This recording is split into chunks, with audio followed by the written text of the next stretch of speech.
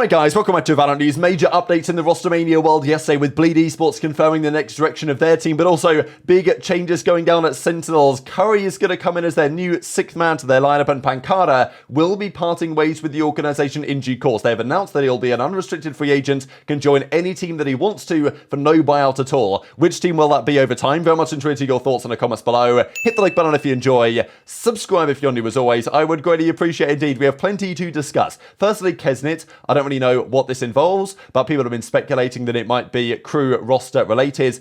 It's no secret that the format this season makes it rather difficult for teams because some of these guys have played 2 matches at the kickoff. They then have to work out, okay, is our roster going to be good enough? Is it not? If we stick with it, can we improve and progress over time? Or do we need some serious changes? Some teams say yes, Cloud9 for example. Some teams might say no, but they have some time to figure it out because the next time these guys play is in April, right? When the season kind of begins. So they've got a fair bit of time, really. They've got a good few weeks here over this Masters Madrid period to figure out whether these guys are going to make roster changes or whether they are not. The Mongols as well, very well-known organization, the Mongolian CS region of course, they are entering the Valorant League now as well. So I thought that was a pretty cool announcement, but we also have to discuss the Bleed Esports situation. So we saw rumors the other day as to exactly what is going on with Bleed. We thought it might be a 1-man change. The rumor had it the crazy guy was going to be gone. Turns out, however, a 2-man change is coming through. This was leaked yesterday that indeed Zest is going to come into this roster. So that is very cool, and I think it does make a fair bit of sense actually. Seems like Zest is probably going to be IGLing the team here. But Rettler coming back for his 4th stint or something on this organization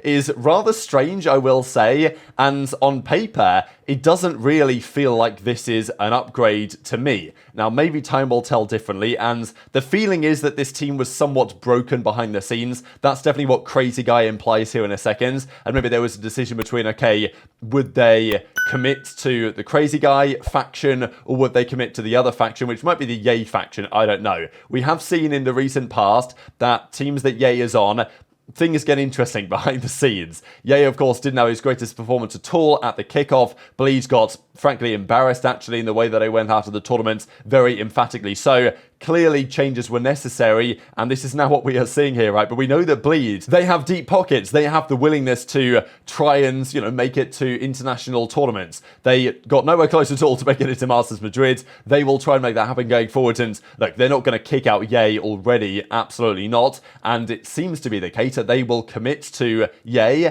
and build around whatever, it takes really for them to get back to where they need to be. But I will say on paper, getting rid of Crazy Guy and Egoist is quite a big surprise to me in terms of what those guys did for the roster, because I thought Egoist was actually really good and probably deserves more of a chance in my opinion. Crazy Guy though, as the IGL, he actually put this on his Facebook yesterday to explain the situation. This is the best translation I could really find of it. I've been demoted to a substitute on Bleed, so he's going to a substitute role. Egoist, by the way, has been straight up released, so he's just gone from the team entirely. The news has been out for a few days. I'm still on Bleed, so I've been back in Saigon for 5 days. Hopefully people aren't too harsh on Bleed because this decision, because it's not the management's decision. There are stars who create factions and want to play their way, so I will let them play together. I know a lot of things, including how to go on stream and play the victim, which is, kind of implying that maybe his teammates are doing that. I don't know. That's interesting, but I won't say too much, or the haters will say that I'm making excuses. This is not the same team that I used to eat, sleep, and practice with anymore anyway, so I'll see this as an opportunity to find my passion again, even though people see me underperforming in the 2 games and say that I'm only here because of my connections. Since the news is out, lots of haters have been talking trash to me, but I don't think you're being loud enough. Keep hating. You've waited the whole year for the opportunity, and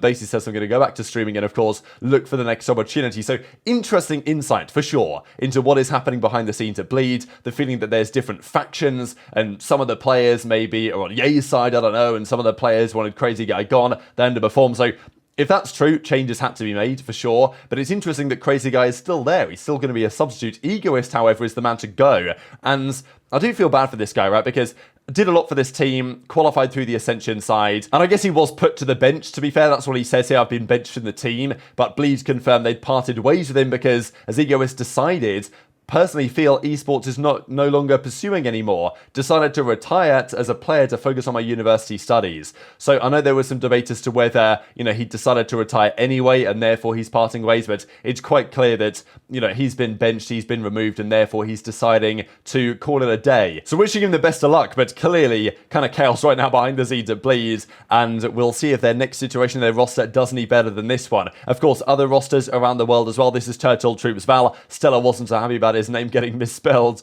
on the Night Arena graphic they put through right here. But we also, of course, have to discuss other big changes in the world of Valorant, such as Sabrosa back with TSM officially as like a content creator. That was interesting. But also the bombshell really of yesterday that SEN Curry is now going to be a thing. We saw Curry say yesterday that there was an announcement coming, and I was like, it can't be Cloud9. That wouldn't really make that much sense. I will say for Sentinels, it's incredibly impressive how consistently they're able to drop these like banger announcements, and they don't get leaked. Like, people didn't know that Curry was going to be joining Sentinels here.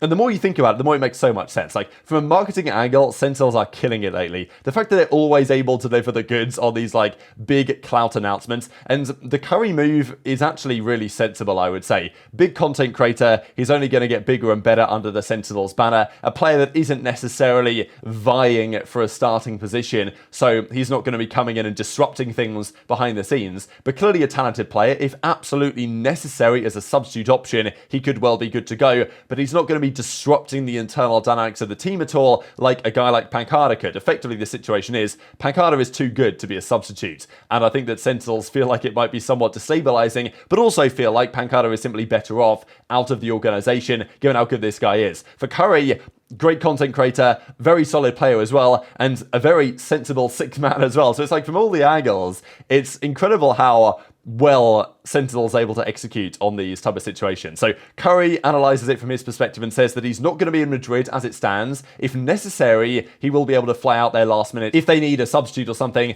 but more than likely no, and he will be staying in the US and streaming and all this type of good stuff. So that is the plan. This is Curry's point of view. Are you going to Madrid? No, I will not be going to Madrid with Sentinels. There's no reason for me to be going with them.